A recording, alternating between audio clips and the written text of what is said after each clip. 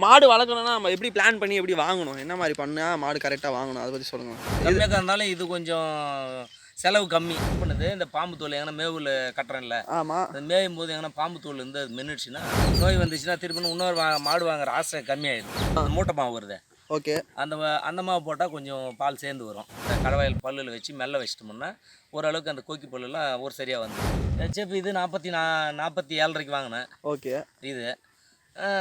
இது வந்து ஒரு கருப்பு நோய்க்கும் வெள்ளை நோய்க்கும் என்ன வித்தியாசம் இருக்குது? வெள்ளை நோய் போட்டால் கொஞ்சம் பால் கொஞ்சம் சேர்ந்து வரும். இந்த சென மாட்டுக்கெல்லாம் வந்து கருப்பு நோய் போடலாம், ஒன்றும் தப்பு இல்லை. கரவல் மாட்டுக்கு கம்பல்சரி வந்து. Hello everyone, welcome to cropping. இன்றைக்கி நம்மளோட வீடியோவில் வந்து நம்ம வந்து 2 மாடு வளர்க்குறவங்க வந்து எப்படி வளர்க்குறாங்க, அதுக்கு தேவையான செலவு, அதை பற்றின விஷயம்லாம் நம்ம பார்க்க போகிறோம். அவரோட மாடுக்கு வந்து ஒரு வித்தியாசமான பிரச்சனை இருக்குது. என்னென்னா அவர் சாப்பிட்ட சாப்பாடெல்லாம் வந்து அது வந்து கொஞ்ச நேரம் கழிச்சு அப்படியே வெளியே தள்ளிக்கிட்டே இருக்கும், அது உள்ளே போகாது அப்படின்ற மாதிரி விஷயம் சொல்கிறார். அது எதனால் வந்துச்சு அப்படின்ற விஷயத்தெல்லாம் நம்ம வந்து கொஞ்சம் ப்ரீஃபாக பார்ப்போம். அதுக்கு அவர் ஒரு சில வைத்தியம்லாம் சொல்கிறாரு, அதெல்லாம் பார்ப்போம். நிறைய பேர் வந்து கேட்டுகிட்டே இருந்தாங்க, ஒரு பண்ணை பற்றி தான் பேசிக்கிட்டு இருக்கீங்க நீங்கள், ஒரு 2 மாடு வந்து வச்சு வளர்க்குறவங்க அவங்கள பற்றி பேசலாம் அப்படின்னு. ஸ்டார்டிங் இப்போ ஸ்டார்ட் பண்ணுறவங்க, மாடு வளர்க்க ஸ்டார்ட் பண்ணுறவங்களுக்கு வந்து இந்த வீடியோ பார்த்தீங்கன்னா வந்து ரொம்ப ஹெல்ப்ஃபுல்லாக இருக்கும். வாங்க நம்ம இந்த வீடியோக்குள்ளே போகலாம். இந்த வீடியோக்குள்ளே பார்த்தோம்னா நீங்கள் சேனலை சப்ஸ்கிரைப் பண்ணுங்கள், அப்படியே பெல் பட்டனை ப்ரெஸ் பண்ணுங்கள்.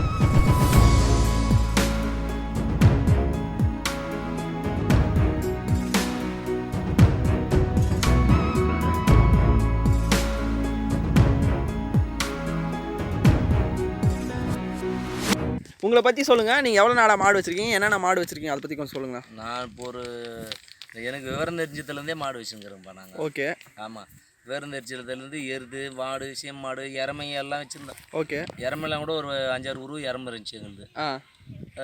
அதெல்லாம் விற்றுட்டு அதுக்கப்புறம் தான் இந்த நம்ம வெளியே வேலைக்கு போகிறதுனால இந்த மாடு வச்சுருக்கிறோம். ஓ, ஆமாம், இந்த 2 மாடு மட்டுக்கும் வச்சுன்னு எங்கள் வீட்டில் இருக்கிறவங்க பார்த்துக்குறாங்க. நம்ம வேலைக்கு போயிட்டாக்கா அதுக்கப்புறம் நம்ம வரும்போது இந்த மாட்டை பார்த்துக்கிறோம். ஒரு ஜெர்சி ஒன்று, ஒரு ஹெச்எஃப் ஒன்று, ஒரு ஹெச்எஃப் ஒன்று வச்சுக்கிறோம். ஓகே, நம்ம மாடு வந்து ஜெர்சியும் ஹெச்எஃப் எவ்வளோ பால் கறக்குது?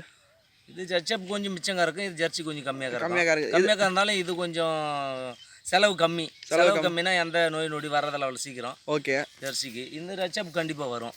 ஓ, திடீர்னு உடம்பு சரியில்லாத இப்போ கூட கொக்கிபல் வந்துட்டுக்குது அதுக்கு, அதனால் அதுக்கு செலவு கொஞ்சம் ஜாஸ்தி ஆகும். ஓ, ஆமாம்.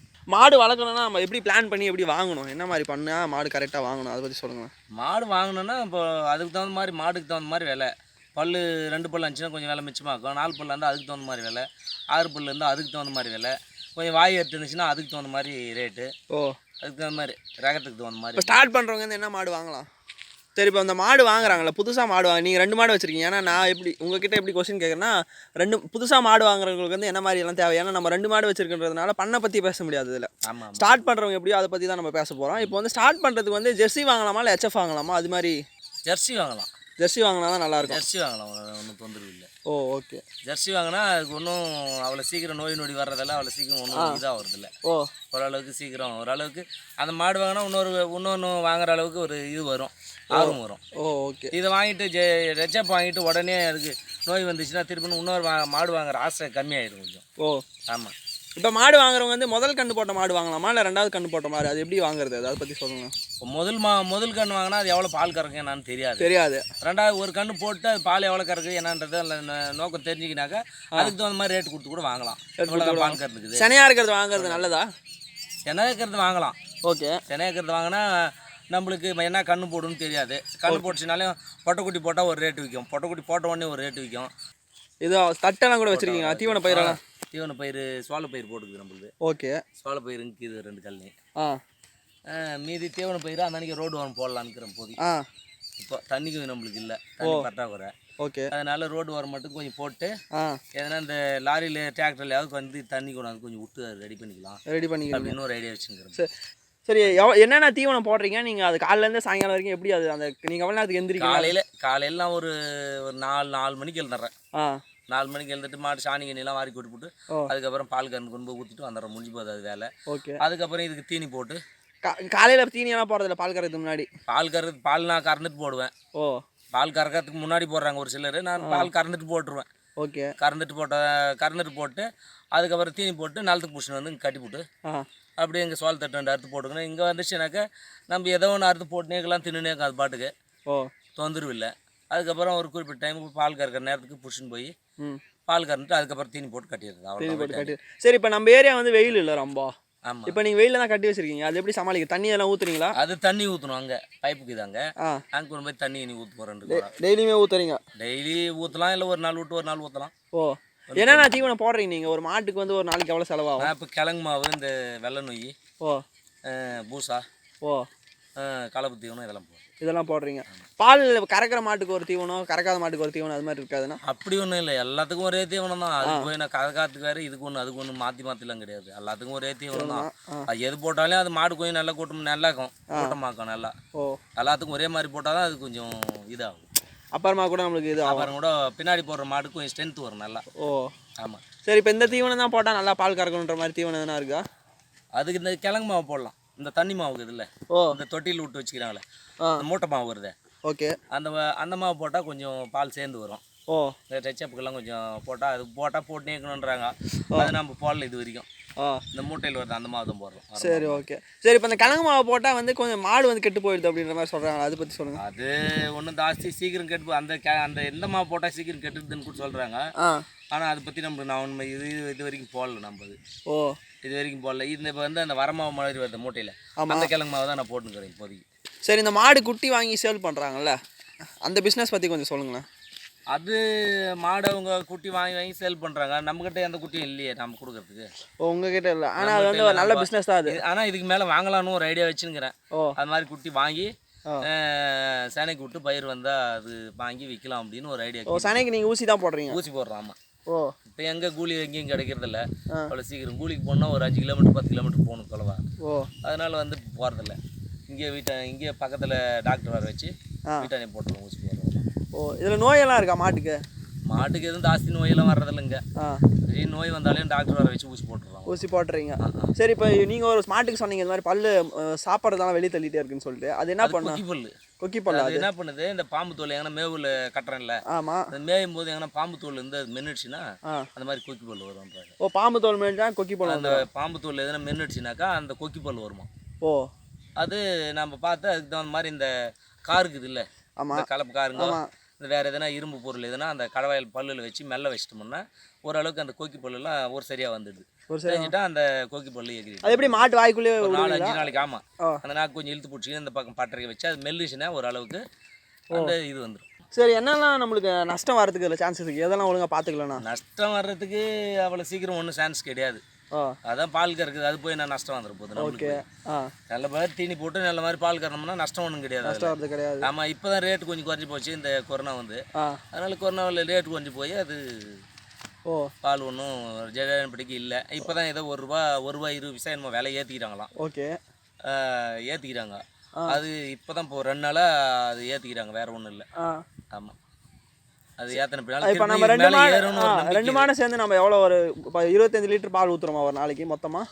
2 நேரம் சேர்ந்து ஒரு 20-25 லிட்டர் வரும். 25 லிட்டர் கிட்ட வரும். நம்ம அந்த ஜெர்சி கொஞ்சம் கம்மியாக கறக்கும். ஆமாம், பயிர் இது கண்ணு முதற் கண்ணு ஆகிப்போச்சு, அதனால அது கொஞ்சம் ஒரு வேலை தான் கறக்குறாங்க. ஓ, அது கறக்கிறதே இல்லை, இது மட்டும் ஒரு 2 வேலை கறக்குது. எவ்வளோக்கு எடுத்துக்கிறாங்க பால்? இப்போ பால் அவங்க ஒரு முன்னெல்லாம் வந்து 17, 18, 20 ரூபாய்க்கு எடுத்துருந்தாங்க. ஓகே, இப்போ வந்து அந்த 1 ரூபாய் 20 பைசா ஏற்றதுனால ஒரு 22 ரூபாய் 23 ரூபாய் ரேட் வருது, அங்கே டிகிரி வர்ற மாதிரி.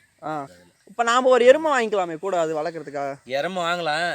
எருமை வாங்கினா அதுக்கு நம்ம இங்கே ஆள் வைக்கணும், உள்ள கூட வைக்கணும், ஆள் இருந்தால் தான் அது வாங்க முடியும். ஓ, வாங்கினா நம்ம அது பிடிச்சின்னு போகிறதுக்கு பராமரிப்பு பண்ணுறதுக்கு ஆள், அதுக்கு ஆள் இல்லைன்னா வாங்கி சும்மா நிறுத்தி என்ன பண்ண முடியும்? ஒன்றும் பண்ண முடியும். இப்போ நம்ம மாடு என்ன ரேட் வருது? ஹெச்எஃப் எவ்வளோ வருது? ஹெச்எஃப் இது 47 வாங்கினேன். ஓகே, இது வந்து ஒரு 30 ரூபா எடுத்து தான் வாங்கணும். எத்தனை பல் இருக்குது நீங்கள் வாங்கும்போது? அதுக்கு இது வாங்கும்போது 2 பல், அது வாங்கும்போது 2 பல் தான். நான் எல்சா தான் வாங்கினது. ஓ, வாங்குனது நீங்கள் எல்சா தான் வாங்கினீங்க. வாங்கினா ஒரு 10 வருஷம் வச்சுருக்கணும். வாங்கி அடிக்கடி விற்றுனுக்கிறதெல்லாம் நம்மளுக்கு பிடிக்கிறதில்ல. அது பிஸ்னஸ் பண்ணுறவங்க வாங்கி விற்பாங்க, வாங்கி விற்றுனுப்பாங்க, வச்சுப்பாங்க. அதனால பழக்கப்பட்டு நம்ம வச்சுருக்கோம் நாமளே. ஓ, அதனால நம்ம சீக்கிரம் விற்கிற மாதிரி இல்லை, நம்மளது நிலங்குது, அதனால நம்ம வச்சுன்னு பார்த்துக்கிறோம், அவ்வளோதான். ஓ, நம்ம வீட்டான கொண்டு போய் கட்டுறோம், அதுக்கப்புறம் கொண்டாந்து நிலத்தில் கட்டுறோம், நிலத்தில் பார்த்துக்கிறோம். இல்லை பெருசாக அந்த கஷ்டம்லாம் கிடையாது சொல்ல போனால். ஒன்றும் கஷ்டம் இல்லை. காலையில் நம்ம எழுதுறோம், ஒரு மாம்பழம் ஒரு தொழிலுக்கு போனால் காலையில் எழுந்து போகிறோம்ல, அந்த மாதிரி எழுந்து வந்து காலையில் அந்த தொழில் செஞ்சிடறோம். காலையில் திருப்பி சாயந்தரம் ஆனாக்கா பால் கறந்து கொண்டு போய் ஊற்றுறோம். அது ஒரு தொழில் மாதிரி தானே. ஓ, ஓகே, அது ஒரு தொழில் தான், தொழில் இல்லைன்னு சொல்ல முடியாது. அதை ஸ்டார்ட் பண்ணுறவங்க ஒரு 2 மாடை வச்சு ஃபஸ்ட்டு வாங்கி செக் பண்ணலாம் முதல்ல. செக் பண்ணலாம். எப்படி போகுது ஒரு மாடு செக் பண்ணலாம், திரும்ப இன்னொரு மாடு வாங்கலாம். இப்போ அதில் எதனா வருமானம் கொஞ்சம் ஜாஸ்தி தெரிஞ்சுன்னா இன்னும் 2 மாடு வாங்கலாம். 2 மாடு வாங்கலாம். ஆனால் தண்ணியெல்லாம் உங்களுக்கு கண்டிப்பாக இருக்கணும். தண்ணிக்கு தண்ணி முக்கியமாக வேணும். தண்ணி எவ்வளோ தண்ணி தேவைப்படுது இதுக்கு ஒரு நாளைக்கு? ஒரு நாளைக்கு குறிப்பிட்ட அளவுக்கு ஒரு தண்ணி ஒரு 30 லிட்டர் 40 லிட்டருக்கு தான் தேவை. இப்போ ஒரு நாளைக்கு ஒரு தீனி போட்டால் அவ்வளோ வேணும். ஆமாம். ஓகே. தட்டு நம்மக்கிட்டே இருக்குது. பில்லு பச்சை பில்லெல்லாம் நல்லா சாப்பிடுதா இது? பச்சை பில்லு நிறைய பேர் பச்சை பில்லெல்லாம் போடுறதே இல்லை, வெறும் தீவனம் மட்டுமே போடுறாங்க. அடர் தீவனம் மட்டுமே போடுறாங்க. அதை பற்றி தீவனம் மட்டுமே போட்டால் கூட பால் கறந்து சொல்ல முடியாது.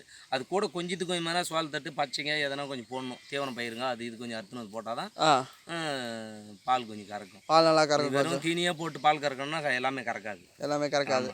பச்சை கொஞ்சம் மேலே கொஞ்சம் போடணும். புளியாங்கொட்டை நோயெல்லாம் கூட நீங்கள் வைக்கிறீங்க? ஆமாம். வெள்ளை நோய் வைக்கிறோம். அது வச்சாதான் இல்லை அந்த பயிராயிட்டு கொஞ்சம் சேன மேலே இருப்பாரு, அதுக்கெல்லாம் வந்து கருப்பு நோய் வைக்கலாம். கருப்பு நோய்க்கும் வெள்ளை நோய்க்கு என்ன வித்தியாசம் இருக்குது? வெள்ளை நோய் போட்டால் கொஞ்சம் பால் கொஞ்சம் சேர்ந்து வரும். அது வந்து புளியாங்கொட்டை நோயா? கருப்பு நோய் வந்து தொட்டு எடுக்காது. ஆமாம். ஓகே. வெள்ளை நோய்னா அந்த தொட்டை எடுத்தது மேலே தொலும்பு எடுத்துட்டு அதை அரைக்கிறது. இது தொலும்பு எடுக்காத அரைக்கிறது. இப்போ எதுக்கு வந்து கருப்பு நோய் போடலாம், எதுக்கு வந்து வெள்ளை நோய் போடலாம்? அது இந்த சென மாட்டுக்கெல்லாம் வந்து கருப்பு நோய் போடலாம், ஒன்றும் தப்பு இல்லை.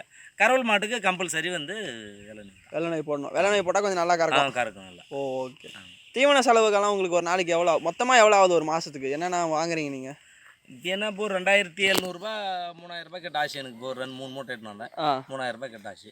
ஒரு மாதத்துக்கு 2000 3000 ஆகிடும் தீவனத்துக்கு. அவ்வளோதான். எனக்கு அவ்வளோதான் ஆகுது. தட்டு வச்சுக்கிறனால அதனால கம்மி ஆகுது. ஆமாம். தட்டு இருக்கனால உங்களுக்கு அதுவும் பிரச்சனை. ஒரு மாதத்துக்கு இல்லை, அது ஒரு பில்லு வருது இல்லை, 10 நாளைக்கு ஒரு பில்லு வருது. ஆமாம். அந்த பில்லு வர மாதிரி அந்த பில்லில் வேணுச்சுன்னா ஒரு பில்லுக்கு வாங்கிட்டு வந்துடுறோம். திருப்பி இன்னொரு பில்லு வரும்போது இன்னொரு அமௌண்ட் கொடுத்துட்டு அந்த அமௌண்ட் கொடுத்துட்டு வாங்கிட்டு வரோம்.